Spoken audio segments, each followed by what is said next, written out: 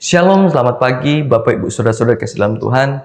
Kembali lagi bersama program GPDI Film Latimas Menyapa.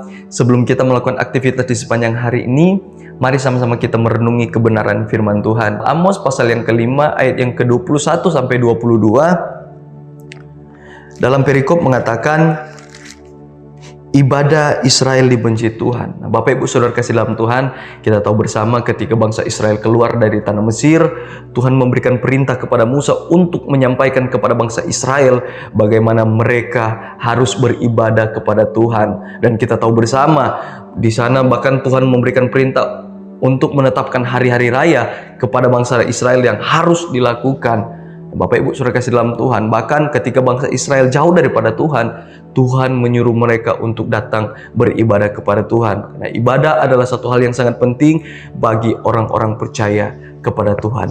Tetapi dalam Amos pasal yang kelima ayat 21 sampai 22, bagaimana Tuhan sangat membenci ibadah yang dilakukan bangsa Israel. Dalam ayat 21, aku membenci, aku menghinakan perayaanmu, dan aku tidak senang kepada perkumpulan rayamu.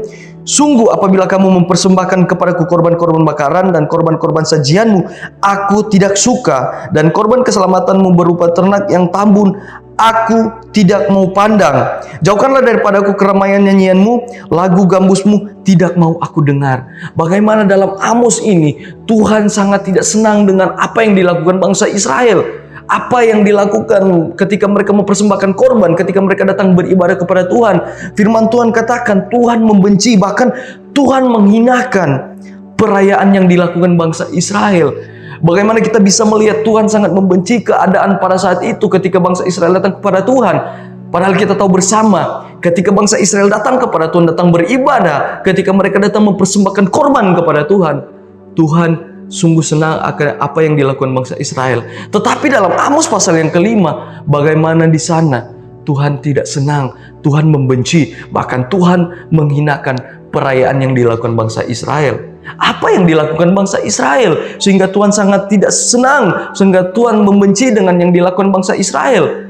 Bahkan dalam Yesaya pasal yang pertama ayat yang ke-11, demikian bunyi firman Tuhan, untuk apa itu korbanmu yang banyak-banyak? Firman Tuhan, aku sudah jemu akan korban-korban bakaran berupa domba jantan, dan akan lemak dari anak lembu gemukan, darah lembu jantan dan domba-domba dan kambing jantan tidak kusukai. Apabila kamu datang untuk menghadap di hadiratku, siapa yang menuntut itu daripadamu, bahwa kamu menginjak-injak pelataran bait suciku?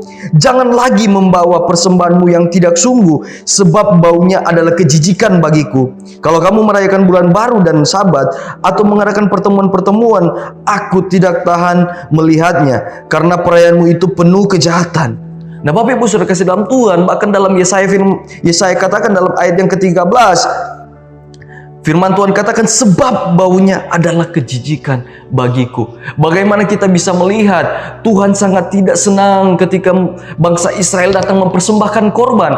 Tuhan tidak senang ketika bangsa Israel datang beribadah kepada Tuhan.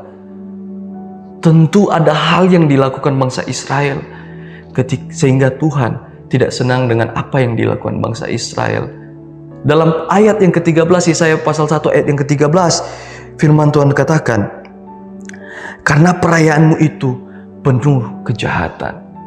Nah, yang dilakukan ternyata bangsa Israel melakukan suatu hal yang tidak Tuhan sukai.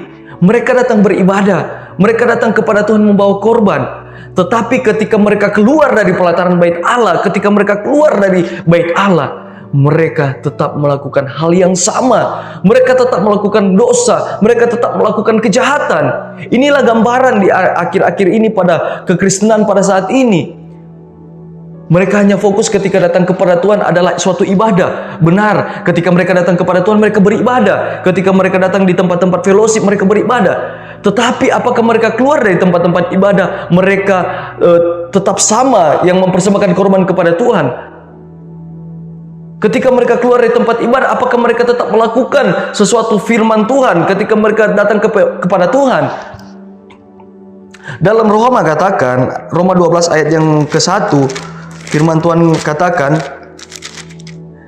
karena itu saudara-saudara, demi kemurahan Allah aku mensyaratkan kamu supaya kamu mempersembahkan tubuhmu sebagai persembahan yang hidup, yang kudus dan yang berkenan kepada Allah. Itu adalah ibadahmu yang sejati. Nah, firman Tuhan katakan tubuh kita adalah ibadah yang sejati. Ketika kita mempersembahkan kepada Tuhan sebagai yang kudus dan berkenan, itu adalah ibadah yang sejati. Nah, Bapak Ibu kekasih dalam Tuhan, bagaimana firman Tuhan pada pagi hari ini mengingatkan, ternyata bukan hanya ketika kita berada di tempat ibadah, bukan ketika kita berada di fellowship, kita menyembah Tuhan, kita beribadah kepada Tuhan, tetapi ketika kita keluar dari gereja, ketika kita keluar dari tempat-tempat ibadah, apa yang kita lakukan? Dalam Yohanes 4 ayat 24, firman Tuhan katakan, Dia adalah Allah itu roh, dan barang siapa menyembah Dia harus menyembah dalam roh dan kebenaran.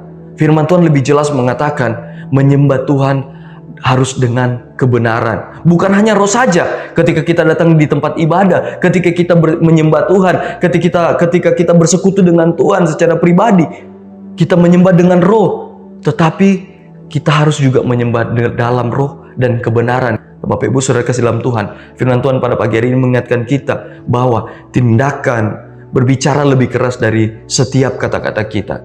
Kita berdoa. Kami bersyukur Tuhan buat kebaikan-Mu, buat cinta kasih sayang-Mu. Pada pagi hari ini Tuhan, Engkau mengingatkan lagi kepada kehidupan kami bahwa kami bukan hanya menyembah Engkau dalam roh, tetapi kami juga harus melakukan setiap kebenaran firman-Mu Tuhan Yesus. Biarlah Tuhan Engkau yang tetap terus memampukan kami untuk melakukan kebenaran-Mu Tuhan Yesus. Karena Engkau tahu Tuhan, tanpa Engkau kami tidak akan mampu. Tapi kami yakin percaya ketika kami berjalan bersama Engkau, kami akan bisa melakukan semua kebenaran firman-Mu. Terima kasih Tuhan, terima kasih Bapa yang baik. Berkati terus setiap kehidupan kami, pekerjaan kami sepanjang hari ini Tuhan. Aktivitas kami Tuhan Engkau berkati. Dan biarlah Tuhan Engkau tetap terus menyertai kami Tuhan. Keluarga kami Engkau berkati, semua dalam lindungan Tuhan. Dalam nama Tuhan Yesus Kristus kami mengucap syukur dan berdoa. Haleluya. Amin.